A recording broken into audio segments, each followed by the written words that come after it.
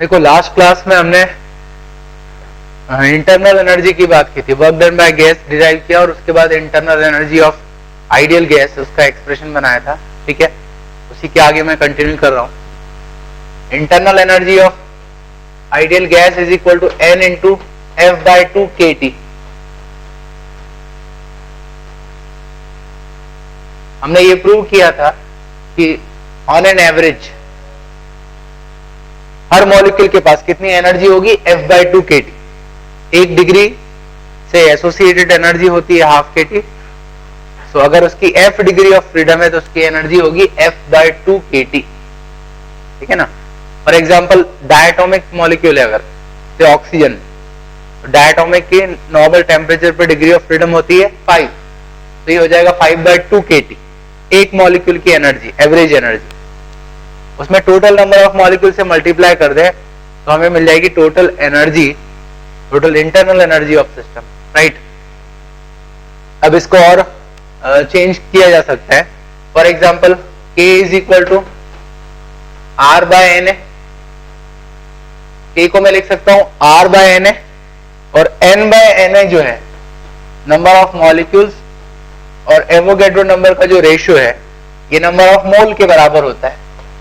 ठीक है, तो यही एक्सप्रेशन को क्या लिखा जा सकता है, it is F by 2 nRT। ठीक है ना। And it is ideal gas, so we can substitute nRT by PV, PV equal to nRT, so U equal to F by 2 PV। ठीक है, फाइनली ये एक्सप्रेशन हम यूज करते हैं internal energy के लिए, आइडियल गैस की इंटरनल एनर्जी के लिए। ठीक है, तो ये टेम्परेचर, प्रेशर, वॉल्यूम पर डिपेंड करती है। ठीक, अब हमारा पर्पस क्या था ultimately, we wanted to define internal energy change in thermodynamic process. So we can see that internal energy depends on pressure, volume and temperature. So internal energy depends on state. If state changes, then internal energy also changes. See,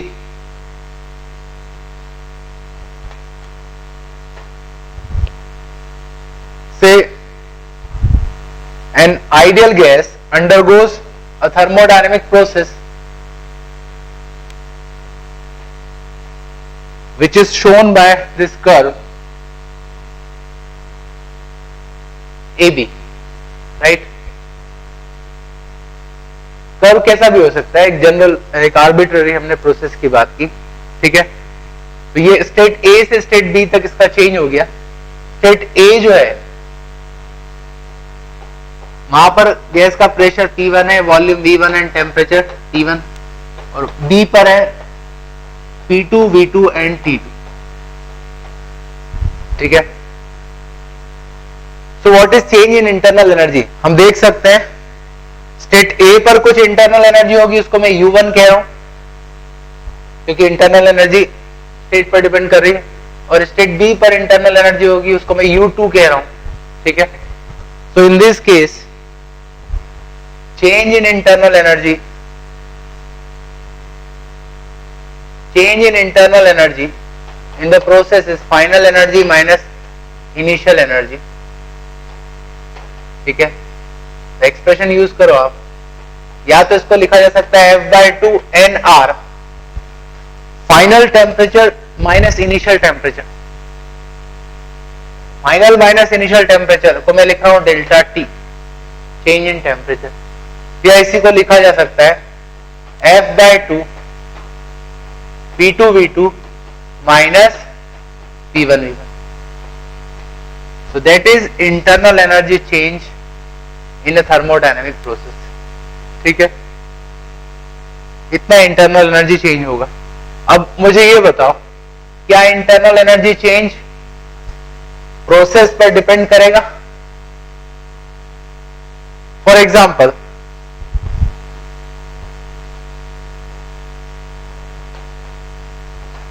से gas का state A से B तक change हो रहा है और different process employ करके हम इसके स्टेट को चेंज कर रहे हैं, ठीक है? प्रोसेस 1 में इस तरह से चेंज होता है, 2 में इस तरह से चेंज होता है, और ये 3 में चेंज हो रहा है। तीनों ही प्रोसेस में स्टेट सेम है, ए से बी तक आप ले जा रहे हो उसको, ठीक है। तो ये बताओ क्या इंटरनल एनर्जी चेंज तीनों प्रोसेस में डिफरेंट होगा या फिर सेम होगा? Delta U internal energy change is equal to F/2 NR final temperature minus initial temperature. That means del U is same for all these processes. ठीक है। तो internal energy change path independent quantity है, सिर्फ state पर depend करता है। इस तरह की क्वांटिटी को हम स्टेट फंक्शन कहते हैं।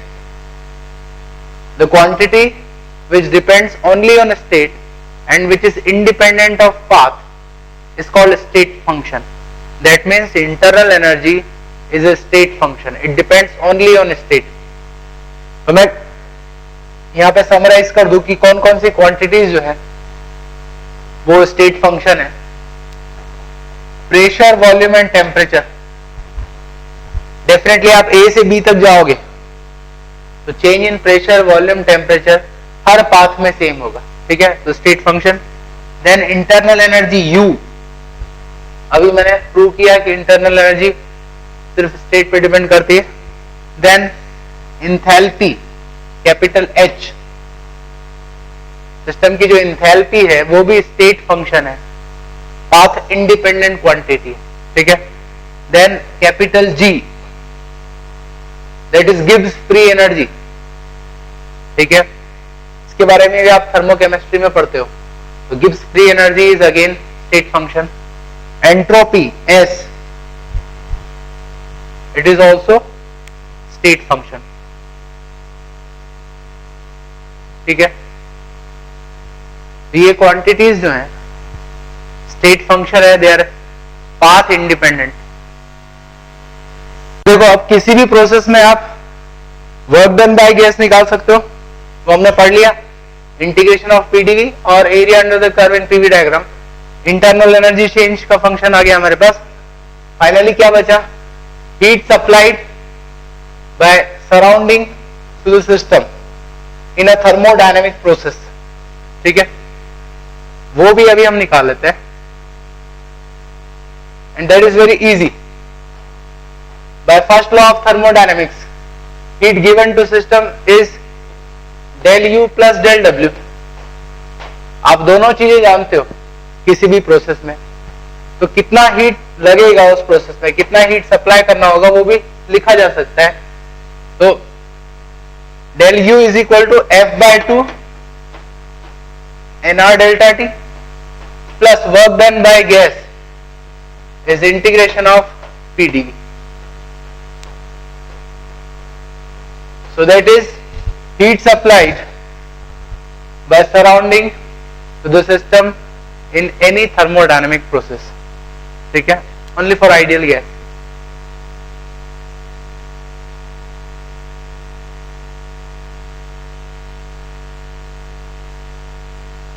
अब मैं एक क्वेश्चन पूछता हूं आपसे,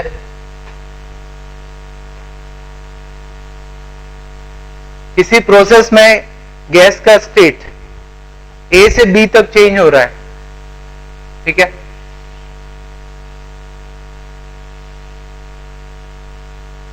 दो अलग अलग प्रोसेस, प्रोसेस 1 और 2, ठीक है। आपको बताना है internal energy change del U, work done और हीट का कंपैरिजन करना है दोनों प्रोसेस में 1 और 2, किसमें इक्वल होगा, किसमें ज्यादा होगा। पहले मैं बात करूं डेल यू की, तो अभी मैंने ये प्रूव किया कि internal energy change is state dependent quantity it depends only on change in state and it does not depend on path. तो path independent होगी. What about work done by gas?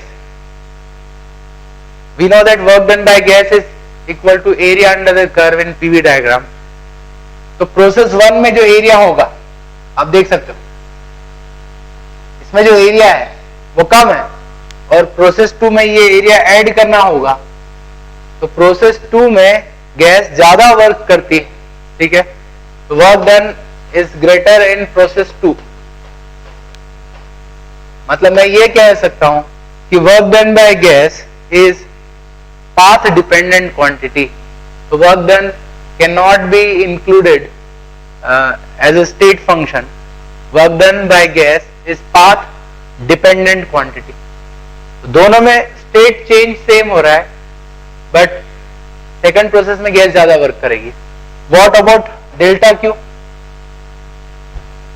Heat absorbed by system किसमें ज्यादा होगा किसमें कम होगा, ये equal होगा. तो आप देख सकते हो it is sum of del U and del W. तो सेकंड प्रोसेस में ज्यादा वर्क हो रहा है तो उसमें ज्यादा हीट देनी पड़ेगी. So again del Q is also path dependent quantity. ठीक है ना. तो work done and heat are path dependent quantity but del U is path independent quantity. ठीक है, अगर आप गैस को स्टेट ए से स्टेट बी तक ले जा रहे हो तो change in internal energy her process में सेम रहेगी. आप किसी भी प्रोसेस से उसको वहां तक ले आओ. ठीक है, चेंज इन इंटरनल एनर्जी का मतलब क्या है, एक्चुअल जो उसकी एनर्जी में चेंज आ रहा है, बट उसमें जो वर्क है और जो हीट है वो प्रोसेस के साथ चेंज होगी. ठीक है,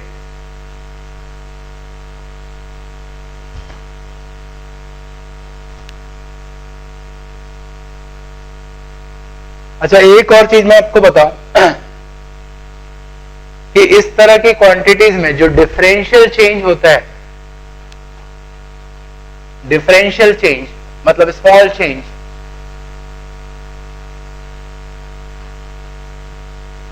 उसको डिनोट करने के लिए अलग अलग सिंबल्स. फॉर एग्जांपल जो क्वांटिटी स्टेट फंक्शन है, ठीक है, स्टेट फंक्शन मतलब पाथ इंडिपेंडेंट क्वांटिटीज, उनका जो चेंज होता है वो परफेक्ट होता है. जैसे आप A से B तक जा रहे हो तो जो चेंज है वो परफेक्ट है. आप किसी भी पाथ को यूज करो हर पाथ में सेम चेंज आएगा. तो उनके चेंज को शो करने के लिए D यूज किया जाता है. सो DU is change in internal energy, DT change in temperature, DP change in pressure. ठीक है, तो जो path independent quantity state function है उनके डिफरेंशियल चेंज को स्मॉल d से डिनोट करेंगे. बट जो पाथ डिपेंडेंट क्वांटिटी जैसे हीट वर्क, तो अगर आप एक पॉइंट से दूसरे पॉइंट तक जा रहे हो तो उनका जो चेंज है वो पाथ डिपेंडेंट. पाथ चेंज करोगे तो जो चेंज है वो डिफरेंट होगा, इसलिए उनके लिए डेल सिंबल यूज करते हैं. तो del W, so this is perfect differential and it is imperfect differential. It is path dependent. ठीक है, तो कहीं ये चीज सामने आती है तो ध्यान रखना.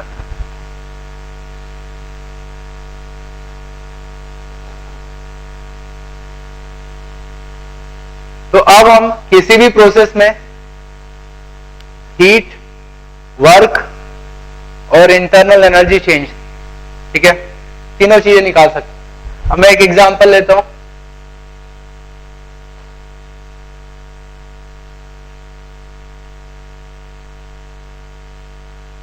लास्ट क्लास में मैंने ये एग्जांपल लिया था.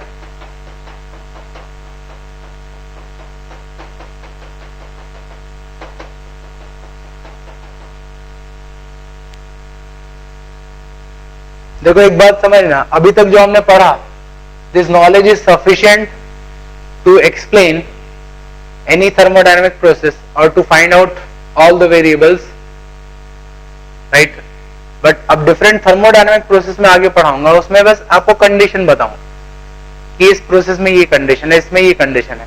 बट हीट, वर्क और इंटरनल एनर्जी चेंज की जहां तक बात है आप इस नॉलेज से निकाल सकते हो किसी भी प्रोसेस में without knowing what is the process. For example container है, तो इंसुलेट किया, heavy piston,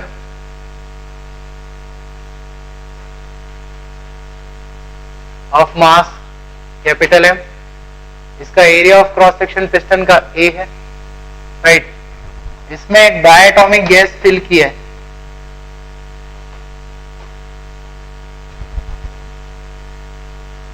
outside pressure P0, ठीक. हम हीट सप्लाई कर रहे हैं नीचे से,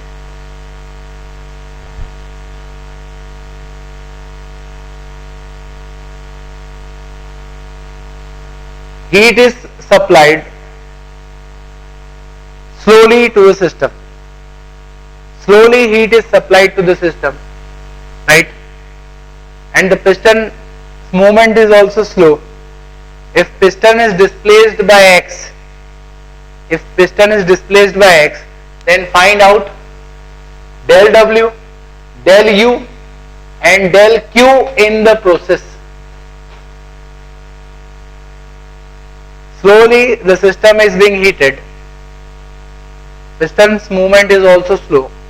So find out del W, del U and del Q in the process if piston is displaced by x. ठीक है,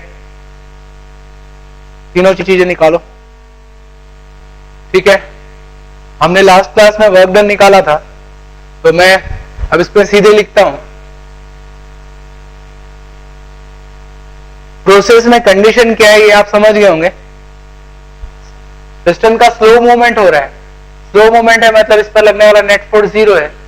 नेट फोर्स 0 है मतलब इसका प्रेशर कांस्टेंट रहेगा, जो हमने प्रूव किया था लास्ट क्लास में. ठीक है, तो इसका प्रेशर होगा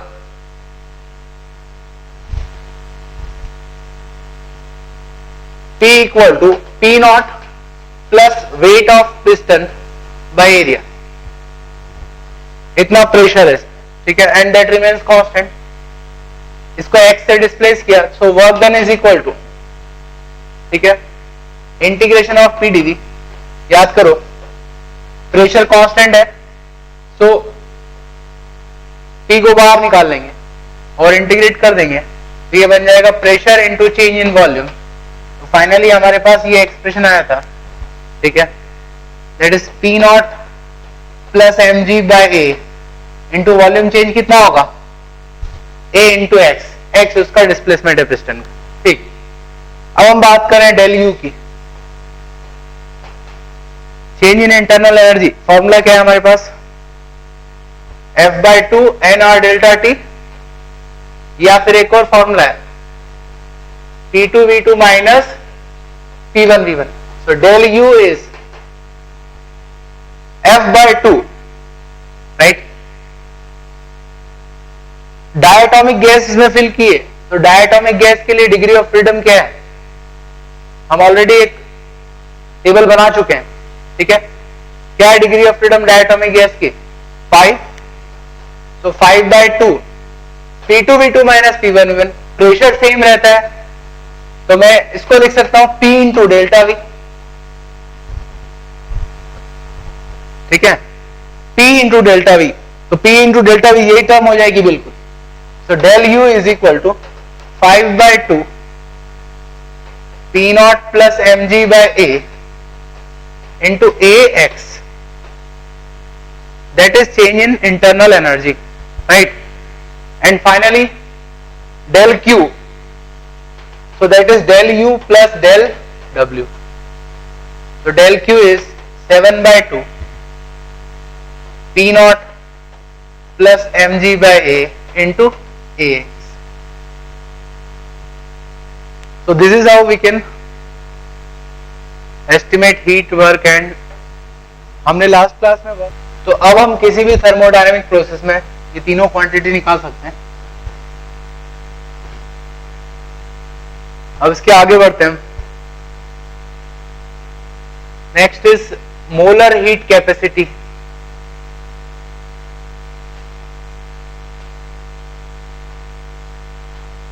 of gas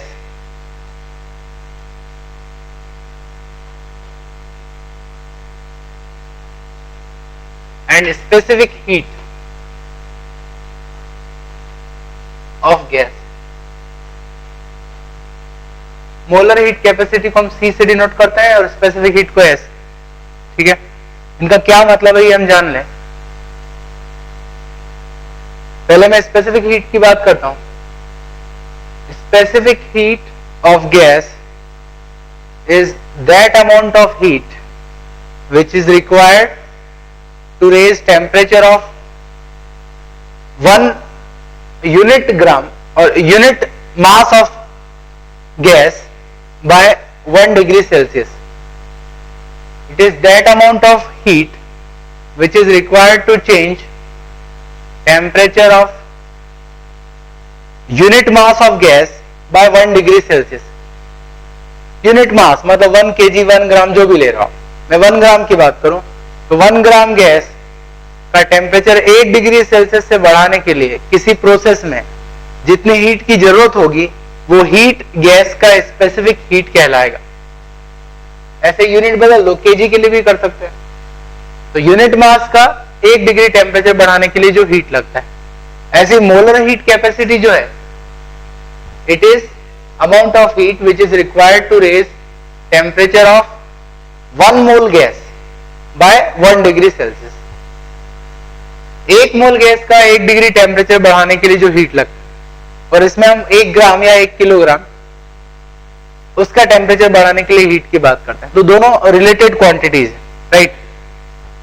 क्या इन दोनों में हम रिलेशन निकाल सकते हैं? They are related. C की बात करूं, heat required to change temperature of 1 mole gas. ठीक, 1 मोल गैस का मास क्या होता है? हम m नॉट से डिनोट करते हैं. m not is molar mass, मतलब 1 मोल गैस का जो मास होता है. तो मान लो गैस का मोलर मास है m not gram. 1 gram gas को गर्म करने के लिए S हीट की जरूरत पड़ती है. तो m नॉट ग्राम के लिए कितनी पड़ेगी? m not into S. ठीक है, तो ये C और S में रिलेशन होता है. ठीक, अब मैं क्या करता हूं, C और S के लिए फॉर्मूला डिराइव करता हूं किसी भी प्रोसेस के लिए. सबसे पहली बात, क्या मोलर हीट कैपेसिटी प्रोसेस पर डिपेंड करेगी, पाथ डिपेंडेंट क्वांटिटी होगी या पाथ इंडिपेंडेंट क्वांटिटी होगी? ठीक है, molar heat capacity path dependent quantity होगी या पाथ इंडिपेंडेंट क्वांटिटी? डेफिनेटली ये हीट है. एक प्रोसेस में टेम्परेचर चेंज करने के लिए जो हीट लगती है उससे रिलेटेड क्वांटिटी है, and heat is path dependent function. That means molar heat capacity is also path dependent function, that is it depends on different process. इसीलिए गैस के लिए हम different molar heat capacity define करते हैं. CV, CP, constant volume पे, constant pressure पे, ऐसे infinite type की मोलर हीट कैपेसिटी होगी. तभी मैं इसको डेल क्यू से रिलेट करूं.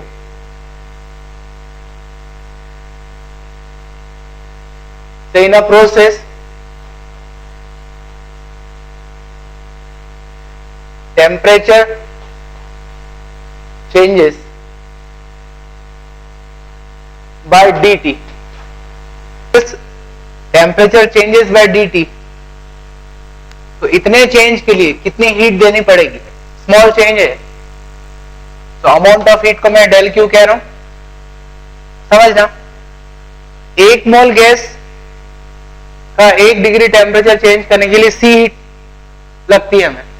अगर n मोल है गैस में तो n मोल के लिए कितनी हीट लगेगी? n इंटू सी. 1 मोल गैस का 1 डिग्री बढ़ाने के लिए C, तो n मोल के लिए nc, और dt से टेम्परेचर चेंज कर रहे हैं तो 1 डिग्री के लिए nc लगेगा, तो dt के लिए कितना लगेगा? nc dt.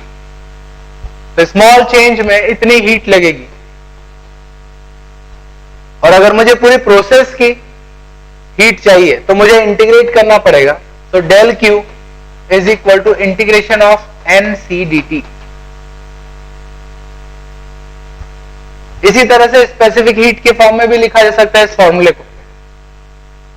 क्या हो जाएगा, 1 ग्राम के लिए S जूल या कैलोरी हीट लगेगी, तो m ग्राम के लिए होगा m इंटू एस, और टेम्परेचर से मल्टीप्लाई कर दो ms dt, और पूरी प्रोसेस में क्या होगा,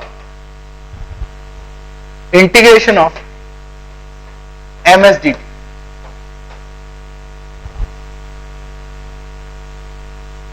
ठीक है ना।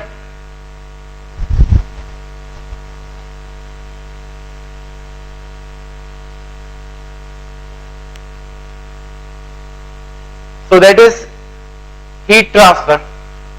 अब हम जानते हैं कि heat transfer path dependent quantity है, तो मोलर हीट कैपेसिटी भी पाथ डिपेंडेंट क्वांटिटी होगी। ठीक है,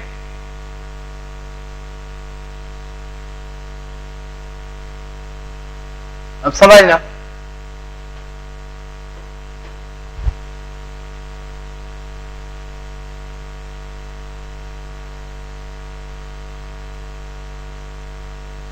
अगर मोलर हीट कैपेसिटी प्रोसेस में टेम्परेचर प्रेशर के साथ वेरी करती है तो आपको इंटीग्रेट करने की जरूरत पड़ेगी, और अगर मोलर हीट कैपेसिटी कांस्टेंट है थ्रू आउट प्रोसेस, जैसे आइसोबैरिक प्रोसेस में मोलर हीट कैपेसिटी होती है Cp, वो कांस्टेंट रहती है, तो आप C को बाहर रख सकते हैं, और उस केस में क्या कहा जा सकता है, C is constant, then del Q हो जाएगा NC डेल्टा T। ठीक है ना। अगर प्रोसेस में मोलर हीट कैपेसिटी कांस्टेंट है तो C को बाहर करके इसको NC डेल्टा T लिखा जा सकता है, और अगर कांस्टेंट नहीं है तो किसी प्रोसेस के लिए हम एवरेज मोलर हीट कैपेसिटी भी निकाल सकते हैं। मान लो इस प्रोसेस में मोलर हीट कैपेसिटी वेरी कर रहा है, मुझे एवरेज मोलर हीट कैपेसिटी चाहिए, तो मैं लिखूंगा del Q equal to N average molar heat capacity into delta T। Average molar heat capacity is amount of heat given to the gas per unit mole or per mole per degree Celsius change in temperature। ठीक है, although जिन process की हम बात करेंगे most of the process में molar heat capacity constant रहता है, but अगर कांस्टेंट नहीं है तो हम एवरेज निकाल लेंगे। ठीक है, तो molar heat capacity path dependent function है, और जैसा कि मैंने कहा पाथ डिपेंडेंट है, तो अगर आप पाथ चेंज करोगे तो नई मोलर हीट कैपेसिटी मिलेगी, and there can be infinite path, infinite curve. तो मोलर हीट कैपेसिटी की वैल्यूज किसी भी गैस के लिए इनफाइनाइट होगी, इनफाइनाइट टाइप की वैल्यूज होगी। So for gas molar heat capacity varies from -infinity to +infinity depending on the process. Molar heat capacity की वैल्यू -infinity से +infinity तक कुछ भी हो सकती है। पॉजिटिव वैल्यू तो समझ में आती है, बट नेगेटिव वैल्यू का क्या मतलब है। मोलर हीट कैपेसिटी नेगेटिव है, इसका मतलब समझना। थोड़ी देर पहले एक्सप्रेशन बनाया था मैंने, del Q equal to NC dt, तो C is equal to del Q by N dt। Molar heat capacity positive है, इसका मतलब है आप गैस को हीट दो, हीट देने पर उसका टेम्परेचर बढ़ेगा, तो डेल Q और डेल T दोनों पॉजिटिव, तो C भी positive. Molar heat capacity negative है, इसका मतलब है आपने गैस को हीट दिया और हीट देने के बावजूद गैस का टेम्परेचर कम हो रहा है। That means you are heating the gas but actually gas is cooling down. जिस प्रोसेस में ऐसा होगा वहां पे मोलर हीट कैपेसिटी निगेटिव होगी। अब ऐसा कैसे हो सकता है कि आप हीट दे रहे हो उसके बावजूद भी उसकी कूलिंग होगी? ऐसा हो सकता है अगर आप गैस को हीट देते हो और मान लो उसका एक्सपांशन होता है, तो गैस को वर्क करना पड़ेगा, और यदि गैस ने हीट से ज्यादा वर्क कर दिया, फॉर एग्जांपल आपने 100 जूल हीट दिया और गैस ने एक्सपांशन में 200 जूल का वर्क कर दिया, तो उसको एक्स्ट्रा 100 जूल कहां से लाएगा? वो बाहर से तो 100 मिल रहा है, तो 100 जूल अपने खुद की इंटरनल एनर्जी कंज्यूम कर लेगा और इंटरनल एनर्जी के कंजप्शन के कारण उसका टेम्परेचर कम हो जाएगा। तो ऐसा हो सकता है कि हीट देने के बावजूद भी गैस की कूलिंग हो, अगर गैस का एक्सपांशन बहुत फास्ट हो रहा है, ज्यादा वर्क कर रहा है तो मोलर हीट कैपेसिटी की वैल्यू -इन्फिनिटी से +इन्फिनिटी तक कुछ भी हो सकती है डिपेंडिंग ऑन प्रोसेस। अब डिफरेंट प्रोसेस के लिए मैं मोलर हीट कैपेसिटी निकालूंगा, ठीक है।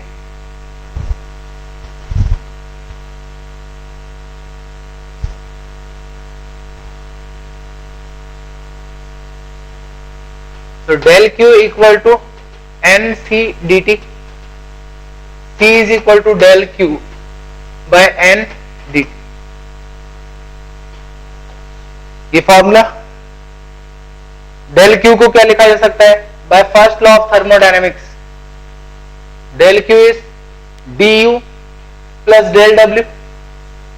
देखो मैं कैसे लिख रहा हूं, हीट और वर्क को del लिखा है और इधर d, क्योंकि ये परफेक्ट चेंज है, परफेक्ट डिफरेंशियल और ये इम्परफेक्ट पार्शियल है, ठीक है। सो del Q तो क्या फॉर्मूला हो जाएगा? du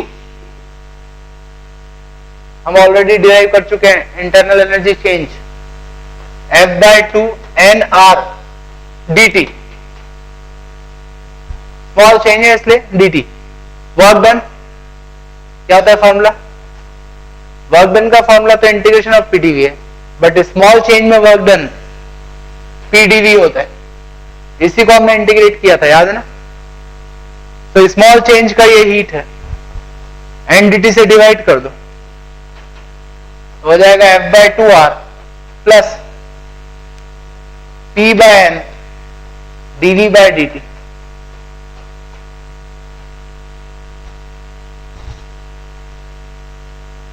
तो किसी भी प्रोसेस में मोलर हीट कैपेसिटी का ये फॉर्मूला होगा, ठीक है। dV/dt जो है, ये जो डिफरेंशियल है, ये हर प्रोसेस के लिए वेरी करेगा, इसलिए हर प्रोसेस के लिए मोलर हीट कैपेसिटी का एक डिफरेंट फॉर्मूला होगा, डिफरेंट वैल्यू होगी, ठीक है।